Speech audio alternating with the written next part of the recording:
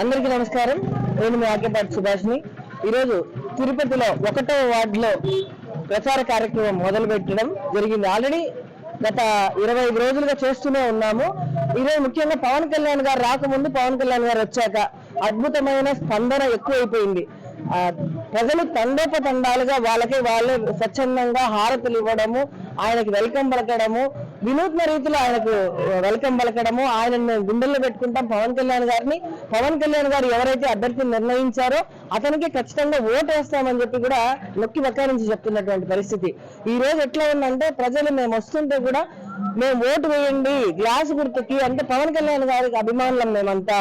ఈ రోజు ఎన్నో రాష్ట్రాల్లో ఇప్పుడు రాష్ట్రం అంతా నాశనం చేసినటువంటి జగన్మోహన్ రెడ్డికి గొడ్డలు పెట్టుగా ఈ రోజు పవన్ కళ్యాణ్ గారిని మేము గెలిపించుకోవడానికి సిద్ధంగా ఉన్నామమ్మా. ఈ గ్లాసు గుర్తు తిరుపతిలో రావడం చాలా మేము అదృష్టంగా భావిస్తున్నాం. మేము ఖచ్చితంగా ఓట్లు వేస్తాము. ఖచ్చితంగా ఏ అభ్యర్థి అయితే పవన్ కళ్యాణ్ గారు నిర్ణయించారో ఆ అభ్యర్థిని గెలిపించుకుంటాము. గెలుపు దిశగా మీరు ఏ విధంగా అడుగులు వేస్తారో దానికి మా వంతు మేము కూడా కృషి చేస్తామని ప్రజలే స్వచ్ఛందంగా చెప్తున్నారు. ఇక్కడ జాతర పరిస్థితి ఎవరికి ఇక్కడ వాళ్ళలాగా మద్యం బాటలు, బిర్యానీలు, డబ్బులు ఇచ్చే పరిస్థితి లేదు జనసేనకి. జనసేన ఎప్పుడు మేము ఈరోజు పొలిటికల్ గానే చేస్తున్నాము. అది కూడా నిజాయితీ పరంగా చేసే రాజకీయం ఏదైనా ఉందంటే జనసేన పార్టీ తరఫున ఈ రోజు పవన్ కళ్యాణ్ గారి ఆదేశాల మేరకు మా అభ్యర్థి ఆర్ఎన్ శ్రీనివాసులు గారు కూడా మేము గెలిపించుకునే దశగా అడుగులు వేస్తున్నాము. అదే విధంగా ఎవరైతే వ్యక్తులు ఉన్నారో ఇక్కడ ఓటర్లు కూడా ఎంతో అద్భుతంగా స్పందిస్తున్నారు. దాన్ని సంతోషకరంగా భావిస్తున్నాము. ఖచ్చితంగా 2024లో తిరుపతి సీటు ముఖ్యంగా మా తరఫున పవన్ కళ్యాణ్ గారు గిఫ్ట్ గా ఇవ్వబోతున్నాం. ఏదైతే పవన్ కళ్యాణ్ గారు నిన్న కూడా ఒక ఎన్డీఏ అనుకుంటా అది కూడా ఒక సర్వే చేశారు. ఆ సర్వేలో కూడా తేలింది ఖచ్చితంగా పవన్ కళ్యాణ్ గారు 21 సీట్లు గెలవబోతున్నారు, 2 పార్లమెంట్ స్థానాలు గెలవబోతున్నారు అని చెప్పి ఈసారి జనసేన ప్రభుత్వం స్థాపిస్తున్నాము. పవన్ కళ్యాణ్ గారు కీలక పాత్ర పోషిస్తారు రాజకీయాల్లో అని నేను ఈ సందర్భంగా తెలియజేసుకున్నాను.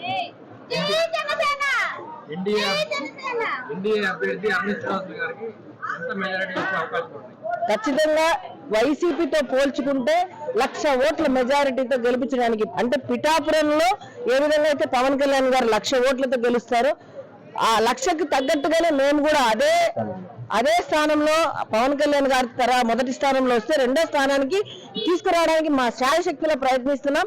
అట్లాగే ప్రజలు బ్రహ్మరథం పడుతున్నారు కాబట్టి మేము భయపడాల్సిన పనే లేదు.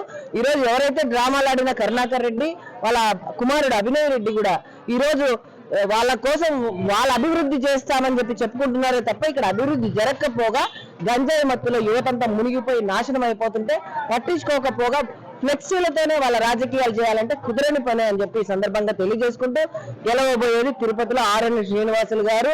అత్యధిక మెజారిటీతో పవన్ కళ్యాణ్ గారి తర్వాత 2వ స్థానంలో గెలవబోయే వ్యక్తి ఆర్ఎన్ శ్రీనివాసులు గారని ఈ సందర్భంగా తెలియజేసుకుంటున్నాను.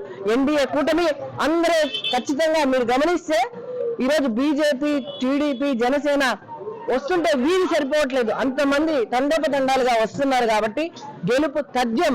ఆర్ఎన్ శ్రీనివాసులు గారు ఇక్కడ గాజు గ్లాసు గుర్తుని బలపరిచి ఆయన జెండా ఎగరబోతున్నారని ఈ సందర్భంగా తెలియజేసుకుంటున్నారు. జై జనసేన.